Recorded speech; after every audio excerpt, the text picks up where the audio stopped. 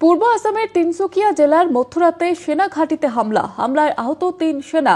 অজ্ঞাত পরিচয় সন্ত্রাসবাদীর চলন্ত গাড়ি থেকে কাকোপাথার কোম্পানিতে গুলি চালায় এবং কর্তব্যরত সেনাবাহিনীর আধিকারিকরা পাল্টা প্রতিক্রিয়া জানায়। পাল্টা প্রতিক্রিয়ার ফলে সন্ত্রাসবাদীরা পালিয়ে যেতে বাধ্য হয়। ওই অজ্ঞাত পরিচয় সন্ত্রাসবাদীদের খোঁজে তল্লাশি অভিযান। সেনাবাহিনী সূত্রে খবর পাওয়া যাচ্ছে, অজ্ঞাত পরিচয় সন্ত্রাসীরা নিষিদ্ধ সন্ত্রাসী গোষ্ঠী ইউনাইটেড লিবারেশন ফ্রন্ট অব আসামের। হামলায় আহত 3 সেনা।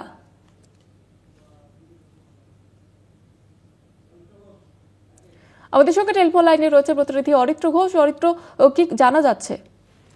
দেখো, যেটা সেনাবাহিনী সূত্রে খবর, পূর্ব আসামের তিনসুকিয়া জেলায় মধ্যরাত্রে সেনা ঘাঁটিতে হামলা চালানো হয়েছে। অজ্ঞাত পরিচয় বেশ কিছু দুষ্কৃতী সেখানে এসে হামলা চালায়। এটা সেনাবাহিনী সূত্রে খবর পাওয়া যাচ্ছে যে কাকোপাথর কোম্পানি এখানে রয়েছে, সেখানে চলন্ত গাড়ি থেকে যে সমস্ত সেনা আধিকারিকরা ওই সেনা ক্যাম্পে, কাকোপাথর কোম্পানি সেনা ক্যাম্পে ছিলেন, তাদের উদ্দেশ্যে গোলাবর্ষণ করা হয়, হ্যান্ড গ্রেনেড ছুড়ে আক্রমণ করা হয় বলে সেনাবাহিনী সূত্রে খবর পাওয়া যাচ্ছে। তো সেরকম ভাবে কোনো হতাহতের খবর নেই, তবে 3 জন সেনাবাহিনীর আধিকারিক যারা কর্তব্যরত অবস্থায় ছিলেন তারা আহত হয়েছেন। এবং পাল্টা তৎক্ষণাৎ ওই যে সমস্ত অজ্ঞাত পরিচয় সন্ত্রাসবাদীরা হামলা চালাচ্ছিলেন এই সেনা ক্যাম্পে, তাদের উদ্দেশ্যে পাল্টা প্রতিক্রিয়া জানায় কর্তব্যরত সেনাবাহিনীর আধিকারিকেরা, এবং তৎক্ষণাৎ পাল্টা প্রতিক্রিয়ার ফলে সন্ত্রাসবাদীরা সেই স্থান ত্যাগ করে পালিয়ে যেতে বাধ্য হয়।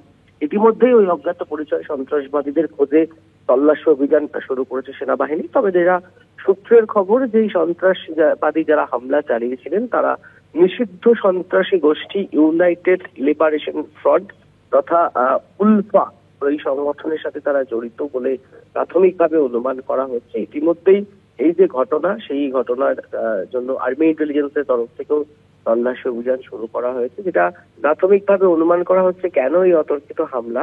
সূত্রের খবর যে এই বেশ কয়েকদিন আগেই, বলা ভালো চলতি সপ্তাহে, এই আসামের ইন্দো মায়ানমার এলাকা, সেই এলাকায় জয়েন্ট অপারেশন চালানো হয়েছিল, এবং সেই সময় এই যে উলফা সংগঠনের বেশ কিছুজন সন্ত্রাসবাদী তারা আহত হয়েছিলেন, গুলিবিদ্ধ হয়েছিলেন।